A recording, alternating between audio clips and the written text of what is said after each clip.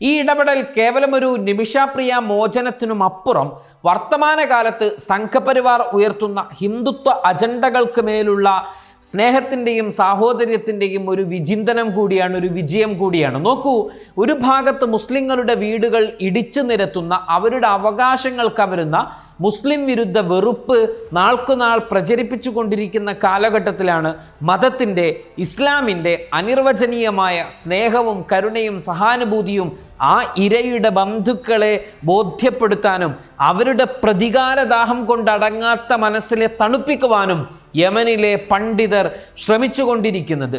യമനി നിയമം കുറ്റവാളിയുടെ രക്തബന്ധുക്കൾ മാപ്പ് നൽകിയാൽ മാത്രമേ നിമിഷാപ്രിയക്ക് മോചനം, പ്രത്യേകിച്ച് യമനിൽ ഏറെ ചർച്ച ചെയ്യപ്പെട്ട കോളിളക്കം സൃഷ്ടിച്ച വിഷയം കൂടിയാണ് ഈ കൊലപാതകം എന്നിരിക്കെ ഈ പണ്ഡിത ഇടപെടലിൻ്റെ ഇസ്ലാമിക വീക്ഷണത്തിൻ്റെ സാഹചര്യങ്ങൾ അനുകൂലമാക്കുകയാണ് ഇവിടെ പണ്ഡിതന്മാർ ചെയ്തിട്ടുള്ളത്. ഇതിനെയും മതത്തിൻ്റെ അടിസ്ഥാനത്തിൽ കീറി മുറിക്കുന്നത് എന്തിൻ്റെ അടിസ്ഥാനത്തിലാണ്? ആ മോചനത്തിന് അവിടുത്തെ സാഹചര്യത്തിൽ പണ്ഡിത ഇടപെടൽ മാത്രമേ സാധ്യമാകൂ എന്നിരിക്കെ അതിനെ ഇകഴ്ത്തുന്നത് എന്തുതരം മോശപ്പെട്ട പ്രവണതയാണ് എന്ന് നമ്മൾ ഓർക്കണം.